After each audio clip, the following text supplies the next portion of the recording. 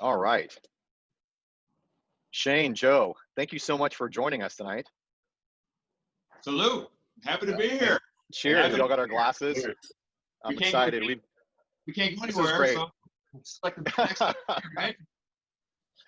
This is great. We've got people from all over that are super excited to hear about your respective stories in the sports world, the wine world, and just want to do a little bit of introduction here, let everyone know who I am. So my name is Brent Sloan. I'm the co-founder of Rapport Wines here in beautiful Napa Valley. I'm actually speaking to you from a No Tree, one of my favorite go-to restaurants here in downtown Napa. So I want to make sure to recognize them. And sponsoring all this is Benchmark Wines. And I don't know if everyone out there is a Benchmark customer, but I'll tell you what, if you're looking for rare and hard to find wines from all over the world, this is the place you need to go. So if you don't know about them, definitely check them out online at Benchmark Wines and follow on Instagram, Facebook. They always have some really interesting social media engagement.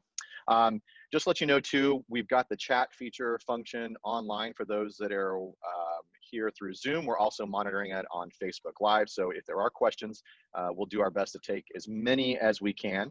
And don't be afraid to chime in, and we'll do our best to get to as many of them as possible.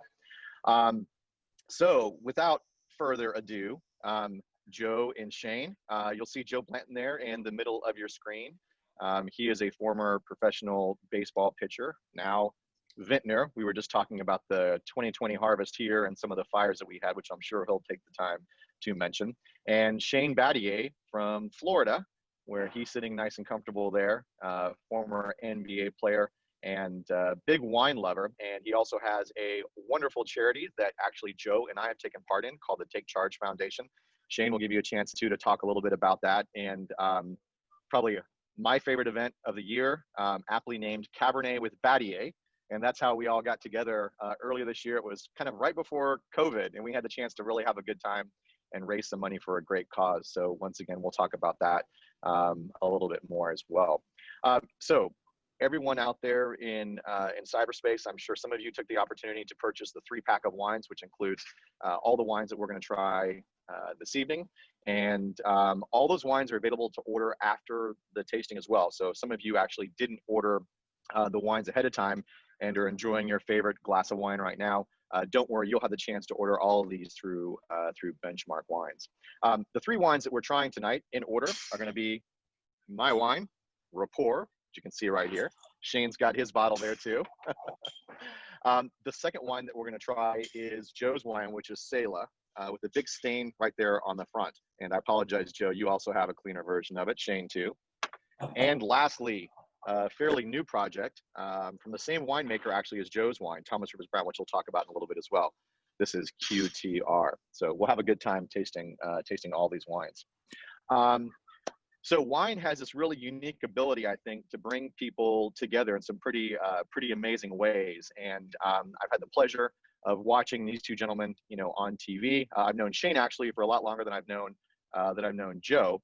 But it's really fun to get to know them all around wine, share some interesting conversation, some fun times. Shane, I know you've been out to Napa many, many times with your family and friends.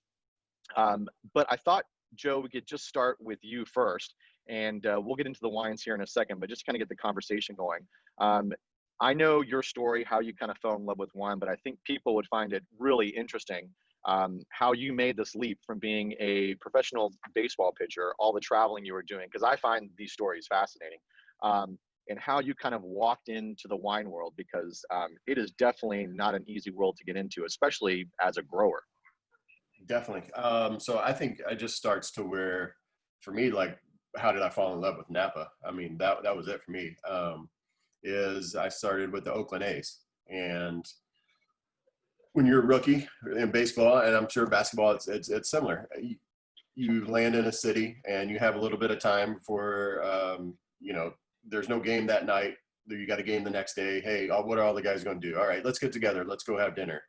For us, it's could be a whole team dinner. It could be pitchers, a small group of just random, whatever it is. And started going to dinner with these older guys. The older guys would walk back through the bus and be like, hey, we're going to dinner, 7 o'clock at whatever steakhouse.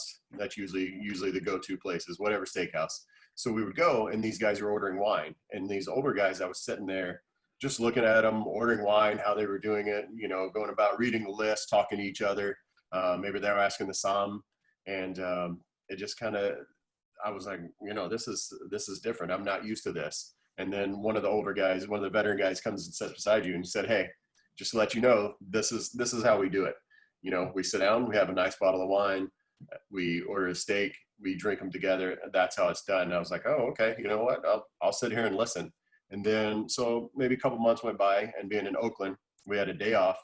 And I said, you know what? I'm going to take a trip up to Napa and see what the base of all this is about. Just to kind of get a grip on it. And made a trip up. And I think it was the second place I went was Joseph Phelps. And I went in 2005, and there was their 2002 release. So the 2002 Insignia. And that was kind of the wine for me, where it was like, people say that aha moment or whatever. That was the wine I had. I was like, wow, this is different than other wines I've had. Not that those other wines weren't delicious by any means. Could have been, I was there, but I think it was wine of the year, which I had no idea what that meant, and or anything like that. And I, from then on, and that was it for me. And it kind of became a place where I visited every year. For me in November, see, me and my wife, we got engaged in Napa, we got married in Napa, and now we live here. So it was just really this transition point. But how I decided kind of to get in it, I was with the Phillies in 2008. We had just won the World Series, and we were coming to Napa in November, kind of our normal trip, but celebrate. And we wound up going to taste somewhere, and in stops Tom Seaver. And I guess the guy called him and said, hey, I got a few baseball players coming in if you want to stop in. And he had just started a label about that time, maybe a vintage or two under his belt. And so he stops in, hey, do you guys want to come up to my house, taste my wine? And we were like, absolutely. We'll be there tomorrow. Tell us what time. So we go up, and I'm walking through the vineyard with Tom Seaver. I mean, great, right? At the time, he was the leading Hall of Fame vote getter. So you can consider the best ever. And we just walked through and talked about wine. And then we get in, and I go to his office, and we talked about his 300 win. He had the lineup card up on the wall, and his 3,000 strikeout ball, and all this while having a glass of wine. And I remember leaving, and I looked at my wife, and I said, this is what I want to do when I get done. Oh, that's great. Keep doing. So I was fortunate to play a little longer and be able to kind of follow in his footsteps. And coincidentally, I have the same winemaker, not because of that he got it. That was just my personal preference and style when I went to that. But that's kind of the whole of how I got into living here now and into the wine world.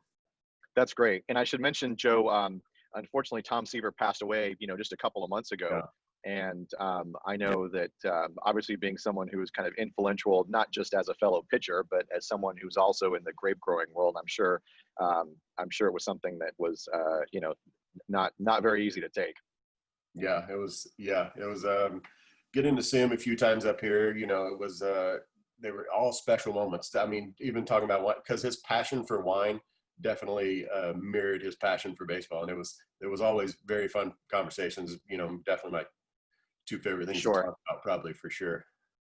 That's fantastic. And I guess, one thing that you did touch on, Joe, is that the winemaker that you were discussing is Thomas Rivers Brown. So he makes your wine. He also makes the other wine, one of the other wines we're trying tonight, which is QTR. And that's where you and I got a chance to meet when I was working there at Outpost. Once again, where Thomas is the winemaker and produces your wine. And he's got several brands, under his belt. And maybe you could just speak, because I'm sure a lot of the people out there that collect wine know the name Thomas Rivers Brown, but maybe you could speak to why you chose him as your winemaker. Yeah. So for me, when it came down, it was just this awful task. I bought the vineyard first, and, okay, what are we going to do now? Okay, we need a winemaker. We need somebody to make it. So I bought the vineyard back in 2014. It was already planted, so it was ready for a wine right away. It wasn't this plant, wait 5 years, and then we'll be able to do a wine. So it was, and Joe, can you just tell everyone where your property is exactly? Because it's a pretty special place. So it's on Howell Mountain. Howell Mountain, like Brent said, you have all these sub ABAs. Howell Mountain is one, along with Oakville, Rutherford, Carneros. There's multiple ones in Napa. But Howell Mountain it's mountain fruit. It starts at I want to say 1,400 feet in elevation. It's on the east side of Napa. What is the mountain range, Brent? I always forget. Is it the Mayacamas? That's the Vaca range. The Baca range. Okay. Yeah. So absolutely. it starts at 1,400 feet, and I think it goes to 22. So they consider they say it's above the fog.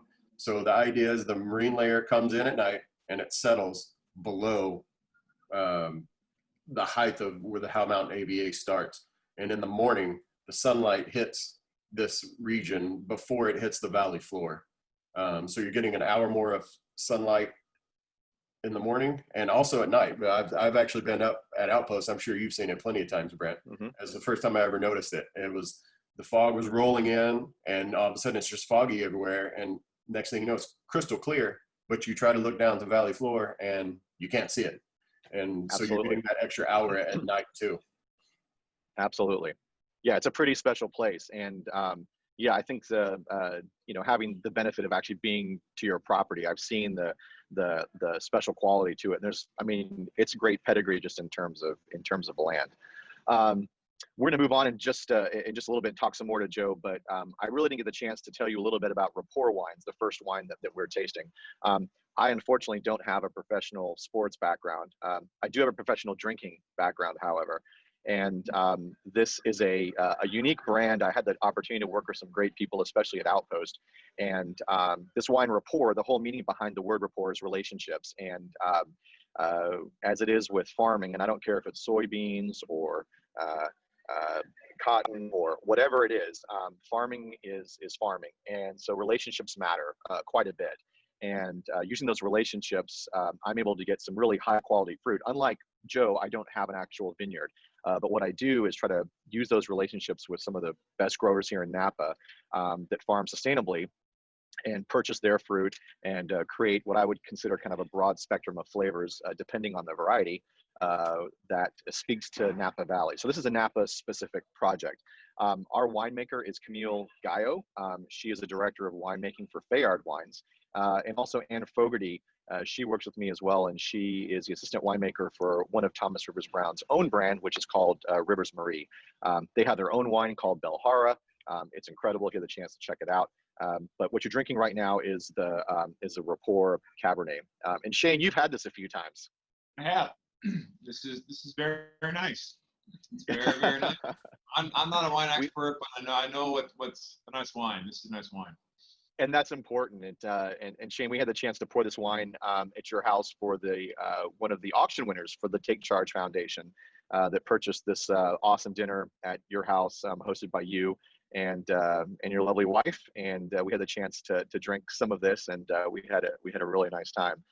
This is 100% Cabernet Sauvignon. Most of the fruit comes from Yountville. So for those of you that have been to Napa before, Yountville is kind of, square in the middle of the valley itself. And this all comes from valley floor fruit. So unlike Joe's wine, which is at a really high elevation, this wine actually comes from the lower part of the valley floor. So a little bit of the environmental influences that Joe was talking about in terms of altitude and temperature, those can really all into play in the differences between a wine like my wine and something like Joe's. So Shane, why don't we maybe take a moment and talk to you for a little bit? So you and I had the opportunity to cross paths once again. This was around wine when you were playing for the Houston Rockets. And I know that you are a huge wine fan. You're out here in Napa pretty often.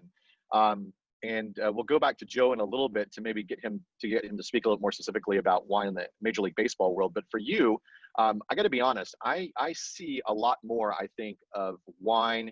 I'm thinking of people that you've played with, actually, like Dwayne Wade, several other players, LeBron James, even someone from your great university, Duke University, JJ Redick. They all have this big, wine passion now. Greg Popovich supposedly has a really amazing cellar. What is going on with wine in the NBA world? Where did it start, and why are so many players getting into it now? It's the new status symbol of the NBA. It really is. And I came in the NBA in 2001, played for 13 years. won a couple of championships with the Miami Heat. And it was pretty amazing to see the evolution of just a professional athlete. And when I came in 2001, you know, the throwback jerseys for the Rage and the Timberland boots and the gold chain. And by the time I left the game, it was about what vintage of Cabernet you had in your cellars. And that's so amazing. It's a pretty amazing transformation, but it's a great transformation. And you know, I've always been a wine fan, and my wife and I, Heidi, got married in 2003, and our part of our honeymoon was in Napa Valley, and that's where I really fell in love with everything related to Napa Valley and the wine scene, and I really enjoyed just the science behind what goes into making a great bottle of wine. It really it's a miracle if you really think about, you know, so all the chemical reactions and the patience and the time and the luck you have to produce something that brings so much joy. It's something that it's really a small miracle, and so it's just super fun for us to learn more and drink more and get connected with people like you and Joe. You know, Brent, we're so thankful that you came to Miami to pour for my foundation's annual event called Cabernet with Battier, where we brought in some of our favorite folks from Napa to show to Miami and South Florida, you know, where the best wine in the world was. And that's where we got a chance to meet Joe Blanton and pour Selah, and you know, we sold some wine that night. We sold some wine, and we did. You know, we did what we were supposed to do, bringing people together with some great juice to make connections. You know, for the Battier Take Charge Foundation, which we're super proud of, and it was a fantastic night. That's right. And Shane, will you tell everyone how they can learn more about the Take Charge Foundation? Because it's not because you and I are friends. I mean, it's a charity that I actually really, really believe in. There's only one charity that I work with, and it's yours. And maybe you can tell people where they can learn more and just briefly a little bit about it. And we've also got a couple of questions which we'll take here after you're finished too, Shane. Sure. You know, I'm the luckiest guy in the world. I had an amazing opportunity, and you know, I was born to have some physical gifts, but a lot of people gave me a chance to optimize my potential. And so when I made it big to the big show, I said it's my job to help kids like me who have the drive, the talent to reach their dreams. So my wife Heidi and I started the Battier Take Charge Foundation, you know, 11 years ago now, to identify kids in at-risk situations in tough neighborhoods who have the talent to drive, but have potential. And what we do is we bring them into our program, we give them a mentor, and we award them college scholarships to universities across the country. And we've given over $1.5 million of scholarships over the last decade, and That's helped great. some amazing kids reach their potential. And we're trying to do our part, but we're super blessed to have the opportunities that we do. It's our job to promote those and give other people opportunities and keep the cycle going. So that's great. That's the reason why. That's great. That's the reason why I know that I work with it. I know it's one of the reasons why Joe's involved as well. We had a great time, and let's hope that very soon here we all get the chance to get together and do the event again, because it was a heck of a lot of fun. And you're right, we brought some of the best of Napa to Miami, had a great time. So Shane, just to let you know, we've got that link and all of our people that are participating, we've got that link in the chat thread, so everyone gets a chance to see that. And one thing I will mention that Shane didn't is that charity also is in other cities too, correct, Shane? Yes. It's in some of the cities you played in, including Houston, also in Memphis and Miami. And Detroit. Perfect. And Detroit, excuse me. That's right. You're kind of your hometown, right? Hometown, born and raised. Hometown. Awesome. Awesome. Okay, so we got a question from Adam, and I don't know exactly where Adam is, but I have a guess. He is in the great state of Texas in Houston. I'm sorry, in Dallas, the big D. Houstonians wouldn't like to hear that. But so who in the NBA is someone that you sort of one of your favorite either players, or I know you work in the front office now in the Miami Heat, but who's someone you would like to sit down and have a glass of wine with? You know, I'm biased. I now in the vice president of analytics for the Miami Heat. And how about their run to the NBA Finals? You know, ran into a bus. Fantastic. We were rooting for you. I mean, what a fun team. And so, you know, Jimmy Butler, who actually has an amazing collection and takes wine very, very seriously, is a guy who I would, you know, love to share a bottle with. Awesome. He's got a lot of interests and knowledge, and his commercials pretty funny. Great sense of humor, loves karaoke, but he appreciates wine. So do you. You know, we need to get him hooked up with some Rapport and some Selah. That's great. Well, I know you love karaoke because there used to be the Battier, which we can talk about later. Anyway, I know if Adam is still around, you know, I kind of stepped in on him. He wanted to ask a question live. So if we have the opportunity, we're going to go to Adam, let him chime in and ask a quick question. So if Adam is available, we'll take his question. Hey, Brent, I'm here. Adam.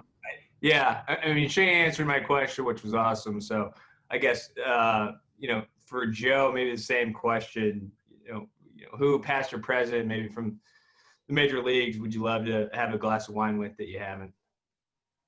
That I haven't. Oh, that's a good question. Who? I can just think of a couple guys I have had a glass or two with, and that one guy that I did has an amazing palate and a great I never played with him, but was Nomar Garciaparra. I've heard. Oh, really? I bet he has. Yeah, I actually heard. I think was going for his somm degree at one point when he got done. That's what Shane kind of touched on, the how the culture just completely changed. And you know, he's one guy that I would like to sit down. Another guy I played with, Jamie Moyer. I was talking with him one day. He's like, "Oh yeah, I collect wine. I started collecting back in the '80s, and I was, you know, getting early '80s Bordeaux's and, you know, all these Napa wines from the early '80s, and kept collecting." And he was like, "Oh yeah, you know, I said his cellar, you know, thousands of bottles that were just incredible." So I think just to set in anybody that has a cellar like that would be amazing. Yeah, we'll drink through that.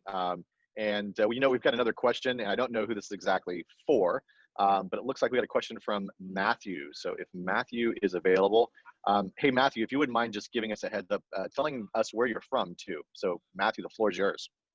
Hi guys. I'm Matthew Forney from Germantown, Maryland. So right outside the nation's capital.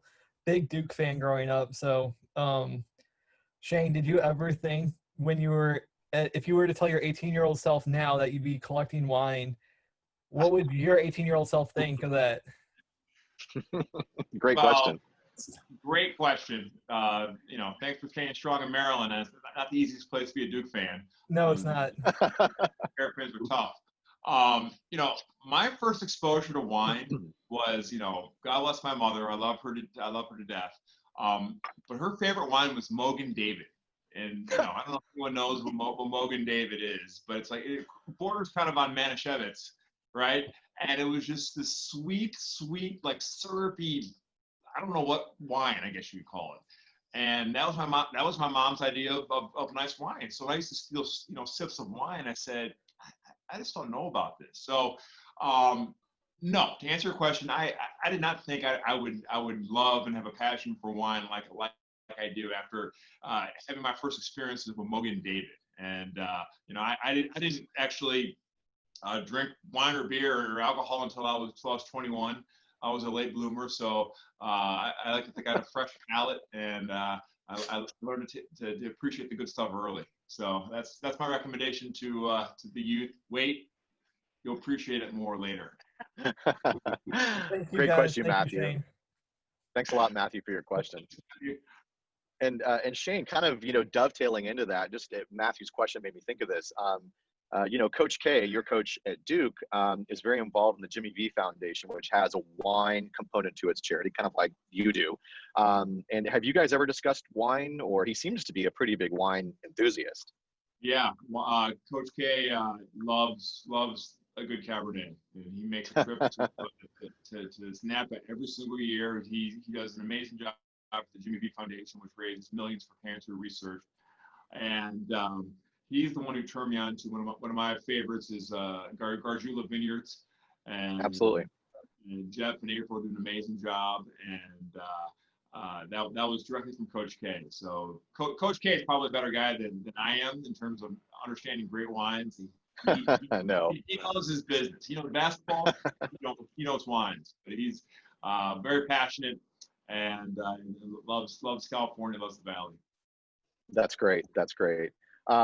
So maybe we can move on to the next wine, Joe, and just talk briefly about Selah. Shane, I forgot to ask you. I don't know. Have you been to the property before? Have you been to Joe's property? I've not. It's Okay. on the list.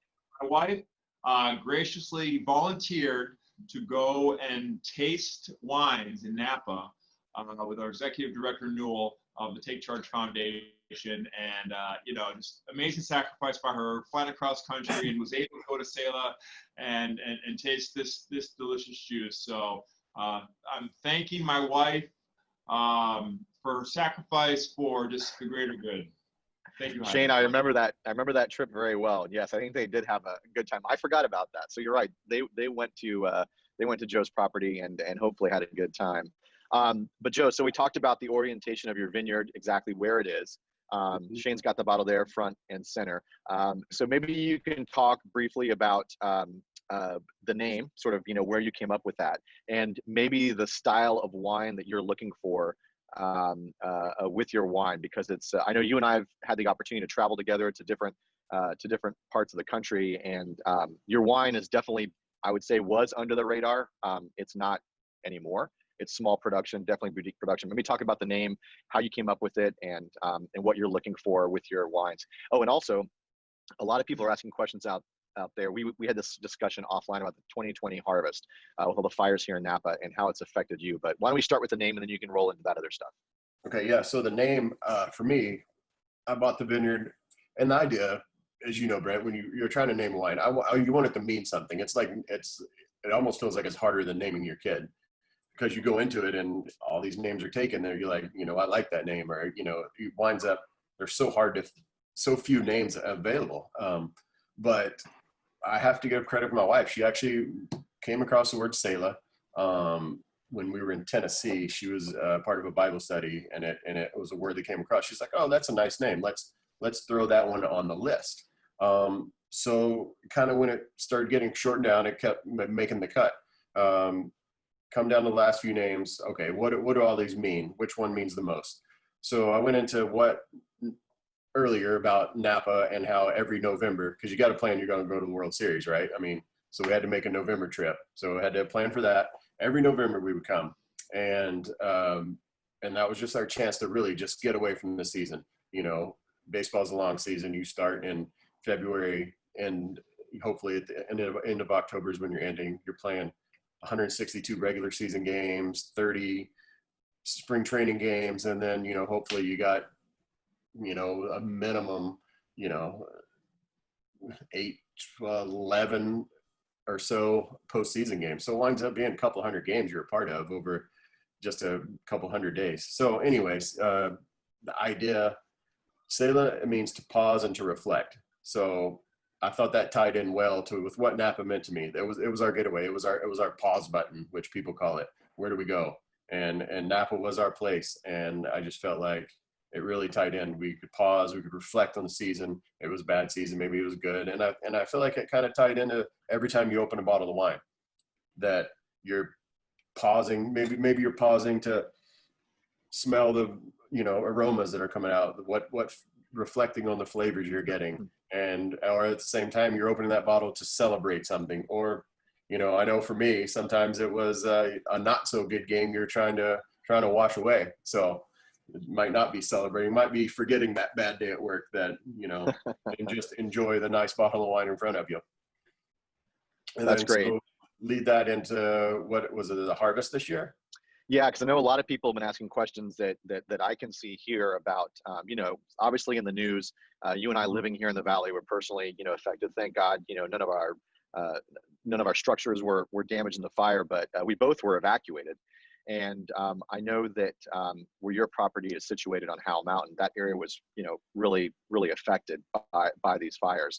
And one thing I want to touch on is that, you have a small vineyard, and your yields are pretty low, which I think speaks to a lot of the quality of your wine. But But tell us those days that you had to be evacuated and then coming back, and then you shared offline with Shane and I kind of what you guys are doing right now in your vineyard with the fruit that is there. So I'll let you start there with just what you're doing with your 2020 harvest.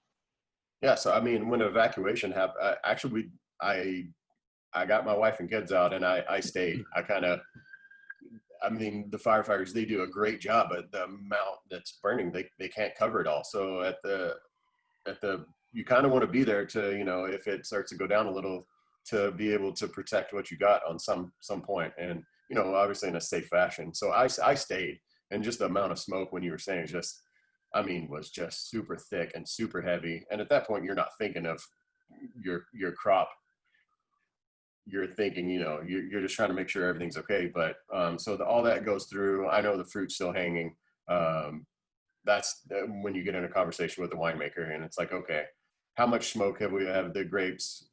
I'm not real versed on it. I don't know a ton about it, but I do know the grapes get smoke taint. You might know more than me. And so for me, I would go up and I taste the grapes, and the grapes look beautiful. They taste amazing. But in some point in the winemaking, the fermentation process brings out this just very unpleasant smell and taste that can be a part. We actually didn't get that far. It was just, I'm not sure how many people on Howell Mountain. It was very similar to 2017 on Mount Beater. Almost nobody up there got fruit from that year, from that fire. So kind of similar in this year. So we did not.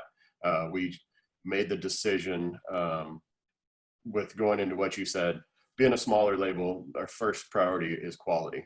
And whether it has to be less yields that year, it just has to be. But this was just a year that in farming, Mother Nature said, you know what, with the fires and everything, it's the smoke just flawed the wine too much to even think about putting it out. So basically, like I told Brent, they're probably breaking a few child labor laws and have the kids up there cutting grapes off and literally throwing them back in the middle of the rows. I'm sure people have seen pictures of that, and just kind of letting it compost back into the earth and come back again. And we said this earlier with wine, it's this gorgeous product that you talk can be so fancy with food pairing, and you talk about, but at its core, it is farming. And Mother Nature tells you, if there's too much rain, if it's cold, or if it's hotter, what kind of quality you're going to get. Or this case, not at all, like which you said earlier, goes into play for everything, whether you have a home garden or what, and what you're growing, it does the same for that. So at the end, you're growing grapes, and it told us that this year wasn't happening. So yeah, it's tough. And so bottom line, no 2020 vintage for yeah. Selah, unfortunately. That's always tough. Just quickly, there was a question, and I'm sorry, this doesn't really pertain to Shane so much because he doesn't have a winery. Well, not yet. But this is a question from Pia, and her question is, and Joe, I think you and I can touch on this, but what is the hardest part of starting a winery? And I'll let you go first, Joe. Oh goodness, what is not the hardest part? It would probably be the easier question. I mean, when I went to naming it, it feels so hard. And then, I mean, it's a process that I love doing, but when it's not just, oh, you get a bottle at $7.50. There's so many different designs. What kind of bottle shape do you want to present out there? Your label, not to mention the name that's going on it, the design of it. Then you're going on to foils. What's going to be on top of your foils? And you think, oh, something simple as corks. Well, there's so many different kinds of corks. There are different cork colors. There's different, what are you going to put, how are you going to label your cork? Are you going to put the vintage, the name? How are you going to go about doing that? Do you put anything on the top? There's so many different things. So I think they're all pretty difficult. And then all the different laws and everything you have to learn in every different state. We just released our 17 not long ago, and that always brings up a new issue. Somebody call and be like, oh, I live in X state. Can you ship to that state? And that has to go into all that's difficult. But I think, like you said, the fun part is when we used to go do the charity events like Battier, and you get to meet these fun people, pour great wines, and do all these fun things. I think that's the enjoyable part, just meeting new people and having that connection. I agree with you, Joe, on 2 points. One's about meeting all these great people, but number two, the biggest headache I would say for those who are kind of questioning about the wine business, it's compliance. I think Yes. because we are alcohol, we're on the same level as vodka in a plastic bottle, and we're kind of lumped in with guns and tobacco too, which isn't an easy Somehow. family to get along with. So, so it can be very challenging with compliance, and I know that is for me too. It's just as a small business owner as well, just trying to stay on top of all these laws. Every state can be a little bit different, so it poses a big challenge. Shane, back to you. So back to your NBA career. Was there when you were getting into wine, was there any one of the cities that you played in, whether it was Houston or Miami, Memphis, any one of those cities was a little bit more wine savvy than another? I was lucky to play with Juwan Howard. Juwan Howard is now the great yeah. coach at Michigan. I played with him twice, actually, in Houston and in Miami. And both times, Juwan has always been a refined gentleman, and always was carrying with him, little holder, some nice wines for the road. And Joe, I don't know about you, but some of the things that I drank wine out of after a game. You play a tough game. You want to forget, and I carried a lot of wine with me when I traveled, not like these guys now, but just to have something on the bus, because in the NBA, what people don't realize is like after a game, all right, you got your coach post-game press conference. He addresses the team. You got to ice down. You got to shower. The equipment manager has to pack up the whole shebang, and it's usually like a half an hour to an hour ride to the airport. So there's a lot of dead time from the end of the game to the next city. And so I can't tell you how many Gatorade cups I stole out of locker room and bottles of wine that I drank on the bus on the way to the airport. Either celebrating or forgetting a tough game. But we did not have the fancy stemware. It was a lot of Gatorade cups, a lot of plastic Solo cups.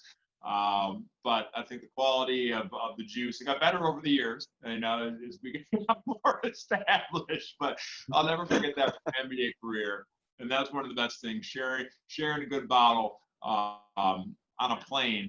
And for us, we weren't allowed to do that. It was kind of like taboo to have like a bottle of wine. So it was kind of like Sure. brown bagging good wine into Solo cups and Gatorade cups on the bus and on the plane. Hey, we've all been there, whether it's on the golf course or any place else. You'll drink wine out of whatever's available. Enjoy stories too. Those are the stories I miss playing. I don't miss playing, but a bottle of wine with the boys after the games is something I miss. Yeah, I can imagine. And that's awesome to hear, because I used to do the same thing. I'd carry one of the wine roller bags that you can put 12 bottles in, and I would fill it up for a road trip, because we'd have a couple cities we would go through, and just to get on the plane and share with the guys. And I actually made the mistake. I was like, you know what? We're bringing some really good bottles on this plane. I'm going to up the game, and I'm going to bring some nice stemware, and we're going to drink it properly. Yeah. That lasted one trip, because I think every glass got broken on the plane, whether it's the turbulence, guy setting it down, another guy would come and sit on the seat, knock it over, whatever happened. But yeah, those are definitely the times I miss, is bringing then it turned into plastic wine cups. Those were a game changer for me once I found out about those and going that route. That's awesome. I've heard some pretty fun stories. Go ahead, Shane. I'm sure you guys have done it all, but you haven't lanced until you're on an NBA road trip. You don't have a corkscrew, screw pull. So how many bottles of wine have you lanced? I know we can all lance a bottle of champagne. I'm pretty good at lancing a bottle of wine out of a necessity. That's impressive. That's impressive. Yeah, I think we could have a whole discussion on just when you don't have a corkscrew, how do you open it? Safe, but when you got to do what you got to do, get a butter knife and just. That's right. Get it done. I've used the inside of a door handle in a car. I mean, my kids out there hopefully you're not listening, but plenty of ways to do it, and great YouTube videos as well, which we'll link to in the chat. So no, we won't do that. But before we move to the last wine, the QTR, because I want to make some room for some other questions. I do have one question from Sam Brown in Houston, and I know that name. Joe, actually, you and I Yes. sat in a bar in Houston with him, and that's the first time we found out that a very fun fact about Joe. If you ever watched the movie Molly's Game, Joe is in the very opening scene of Molly's Game where he's taking what I think Shane talking about Gatorade as well. You take a big Gatorade cooler and you throw it inside the dugout, and knowing that you have you body slammed more it. technical. Okay. Yeah, so you can go on Netflix, watch Molly's Game, watch that first intro, and you will see a quick clip of Joe throwing that Gatorade. Okay, so this is Sam, is a big sports fan. His question is to you, Joe. He wants to know the question: which was a better feeling, more fun, smashing a home run in the World Series as a Philly, or starting your own wine label? Ooh. At the moment, hitting the home run in the World Series actually wasn't, I say this in a weird way, it wasn't a ton of fun. I was a pitcher. I was supposed to be pitching. I was supposed to win the game. All I thought about after I hit it was, okay, it usually wasn't a big problem for me running too fast, but don't run too fast where I'm getting myself out of breath because I have to go out and pitch. And then 2, don't show the other pitcher up. I would hate for somebody to stand around on me if that just happened. And there was this whole like, okay, now I've got to lock it back into pitching. I can't focus on what I just did and enjoy this moment. I have to go back out and pitch again. I could lose this game. I think the score was 6-2 at the time. So it almost wound into this being this more like stressful moment of like, I have to ignore what's going on right now and continue to win this game. It's in the World Series. And it's not like a regular season game where it's like, you know what, I'll take a second and, let me enjoy it. It's a make or break game, and it's a game you don't want to lose. So, but Amazing. afterwards, the home run was definitely more enjoyable. That's great. And did you get the ball back? I never asked you that question. No, it's somewhere out in sports memorabilia world that I could not tell you what it is. I think Shane bought it, and he's willing to sell it to you right now for a fee. For some cases. Cases of Selah. Absolutely.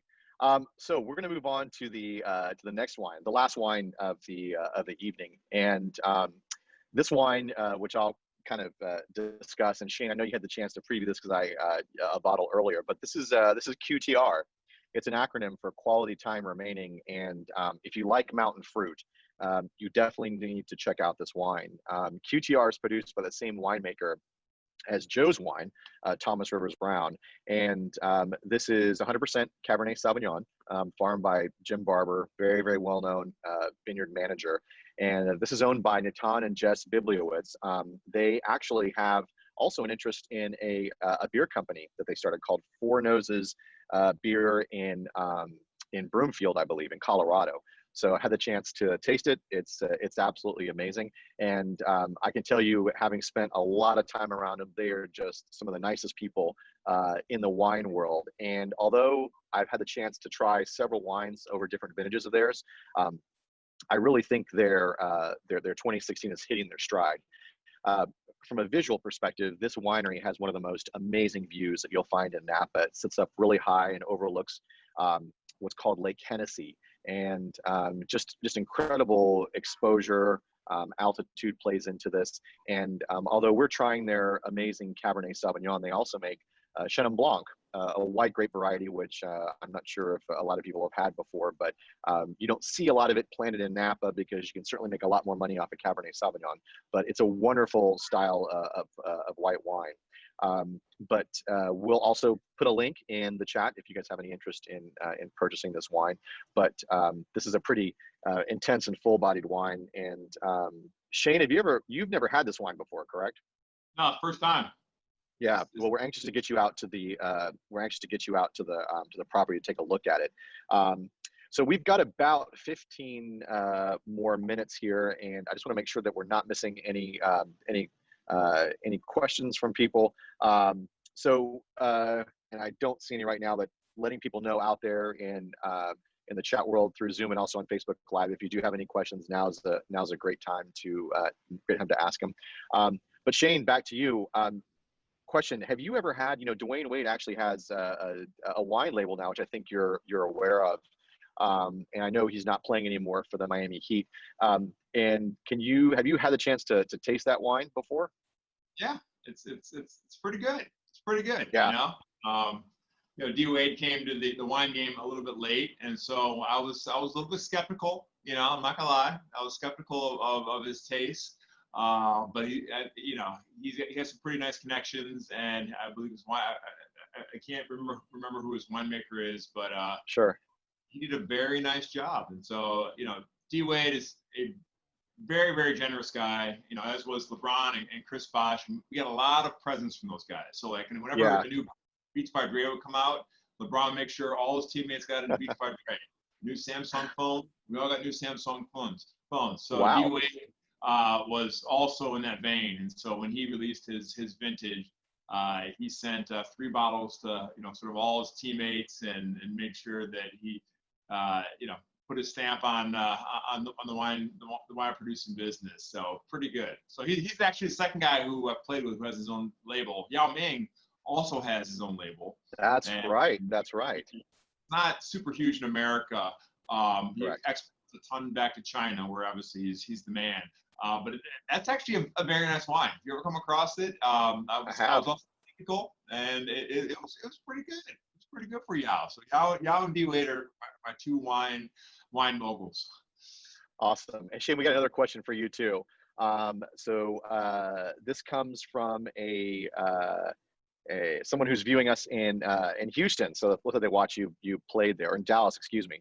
So their messages, congrats on the finals. Actually, you know what? I'm sorry. I'm not going to step in because this individual wants to ask their question live. I can just see that.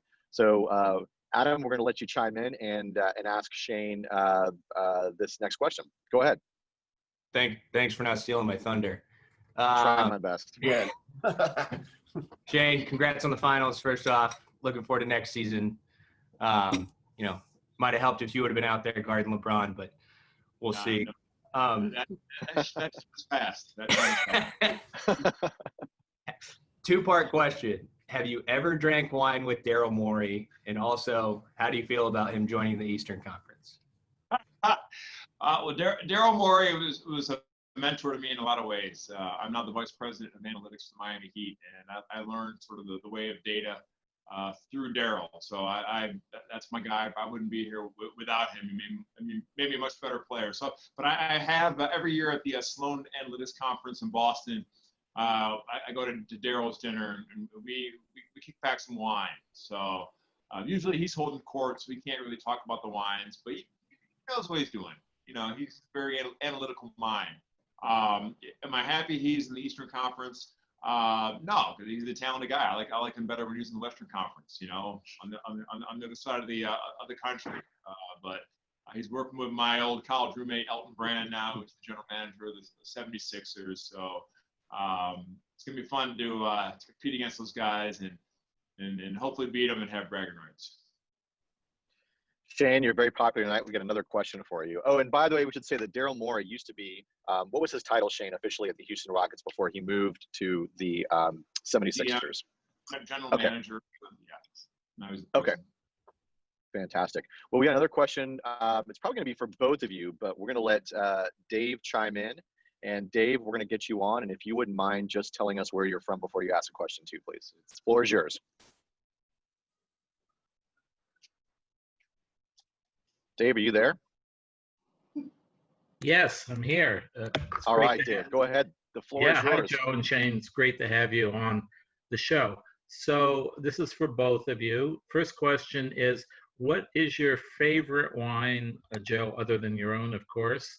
And then second, why did you decide to build a wine cellar, and what do you personally get from having one? Favorite wine other than my own? Oh my gosh, that's hard. Because I feel like I kind of float around. I feel like I'll try a wine. And I don't think it's that difficult, Joe. I think there's something that you really like that we're tasting tonight, maybe. I think it's Rapport, perhaps.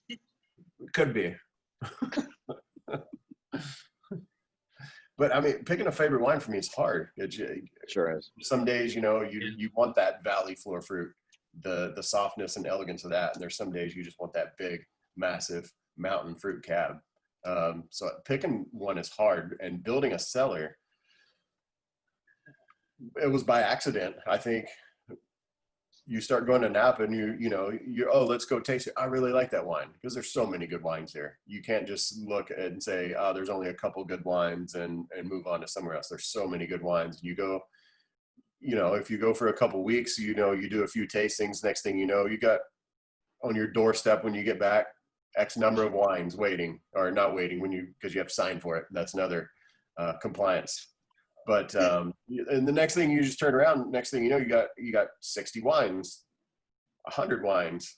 Then you go back out the next year, 150, 200, and so it's like this thing that just keeps adding. You're like, well, now I need somewhere to put all this wine. What am I going to do? So then you start building a cellar, and then that takes on a life of its own.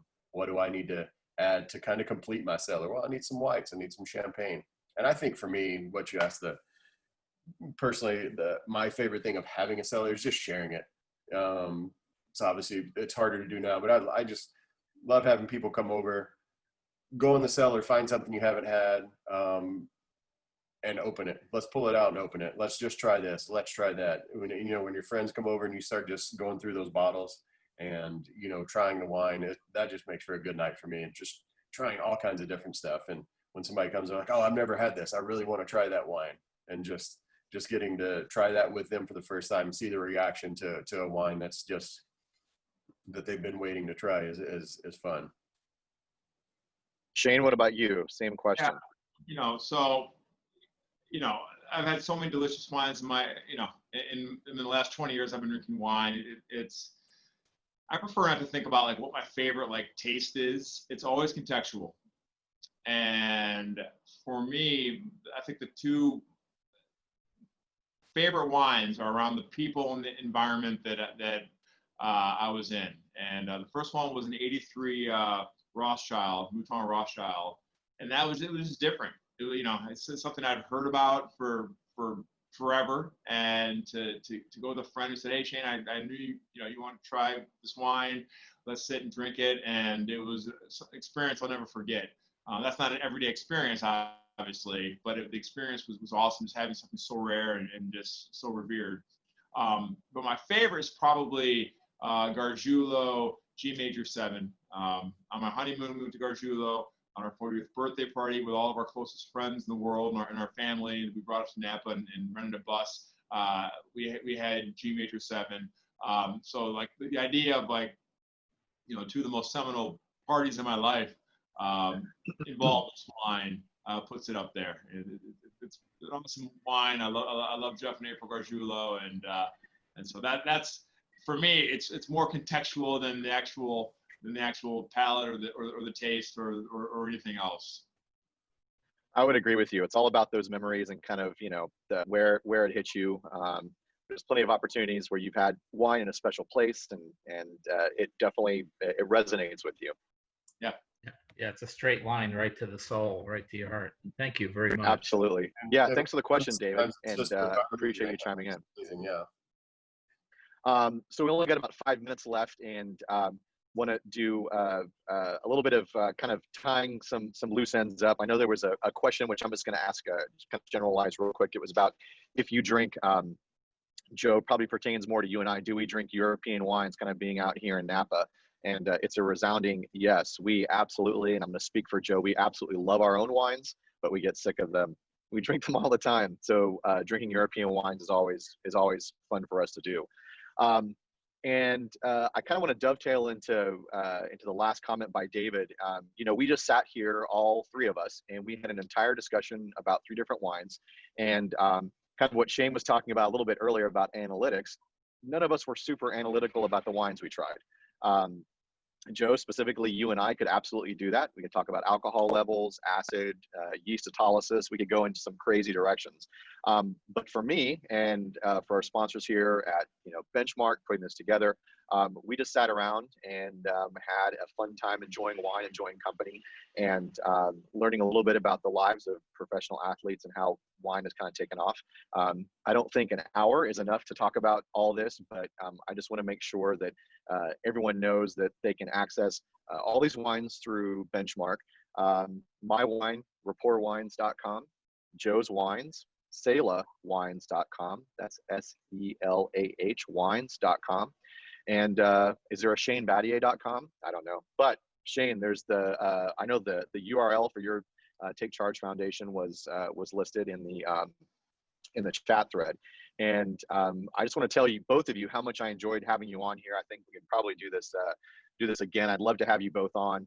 Shane, we're looking forward to doing this whole Cabernet with Battier again, and visiting you in awesome Miami. Joe and I had way too good of a time while we were down there, and really enjoyed ourselves, and poured some wine for a good cause. So we felt a little bit better about it. But I'll just give you guys the floor for maybe about a minute each, real quick, if you just want to say anything. And Shane, maybe we'll start with you, since you're about 3 hours ahead of us. Oh, yeah.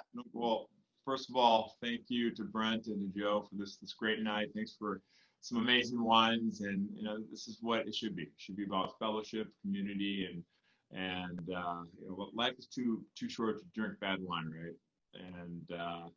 And I appreciate your guys' support of the Battier Take Charge Foundation. We're changing lives, trying to do our part. That doesn't mean we can't have a good time while we're at it. And so that's what tonight's about. And so buy Rapport, buy Selah, buy QTR. Take it from an expert. All right, in me, fantastic juice. You will not be disappointed. That's great. And so everyone can learn more about Shane's awesome work with his wife, Heidi. Also, I'd be remiss without mentioning, I know you got a whole team behind you there too, including someone that I interface a lot with, Newell. So hopefully she's out there listening as well. I know, Shane, that she's got some wine that was supposed to be shipped to you that was diverted to her. So anyway, enjoy, Newell. But you can learn more about Shane's charity by visiting takechargefoundation.org. All one word, takechargefoundation.org. And Joe, also, I'll give you the floor for about a minute before we tie things up, and let you say a few things. Yeah, I think for me, it's just this. You just hit the nail on the head. What wine is to me about. I can sit around and geek out on alcohol levels and pH levels and how much acid is in wines and all this and all that. But at the end of the day, the basics of wine for me is the relationships you build, and getting to, when you sit around and do this, and it's almost like Shane talks, almost gives you that feeling of going back and sitting on a plane again, and just opening bottles and sit around and talk. And that's definitely one of the things I miss the most, and that's what wine, I feel like, can bring, is just relationships and being together and sharing all that in a moment. That's great. Thanks, Joe, so much. I appreciate you guys joining. You can learn more about Joe's wine at selahwines.com. That's SELAH wines.com. That's all been linked in the chat thread. And definitely take the opportunity when everyone feels comfortable doing so to come out to Napa, come visit us. Between COVID and the fires, it's been a tough year. But like all good farmers, you kind of just pull up, get it done, and we'd love to have everyone come back here. So thank you from Rapport Wines. I've really enjoyed taking part and moderating this. It's been a lot of fun working with everyone at Benchmark. Jen Saxby has been my interface with the company. It's been absolutely great. And one more interesting bit of housekeeping for them. If you have a chance, the next Raid Your Cellar is November 19th. And they are actually going to be featuring one of, I think, is probably the top 5 classic wines of the world. It's called Vega Sicilia. It's a producer from Spain. Incredible wines. I remember when I was in college, I was parking cars over the holidays, and I used every single bit of money I saved up to purchase my first bottle of Vega Sicilia Unico, which still, Shane, like you trying that bottle of Mouton Rothschild, for me, it was the one that just sort of rang my bell. But that's going to be moderated by Doug Frost, who's an MW, Master of Wine. So hopefully you guys can tune in and more information. Closing it, gentlemen, thank you so much for taking part of this. Shane, I know you, it's a little bit later over there. Please tell your lovely wife we appreciate all the time you got to spend with us. Joe, likewise for you. It's fun to catch up. You and I will be in touch soon, and take care. And for everyone watching out there, we really appreciate you making the time to tune in. Hope you enjoyed it, and come out to Napa. We'd love to see you. And on behalf of Benchmark Wines, Rapport Wines, Selah, and Shane Battier with the Take Charge Foundation, enjoy your night. Have a great weekend. And to all of you guys out there, cheers, salud. Enjoy your evening. Cheers. Thank you. Cheers.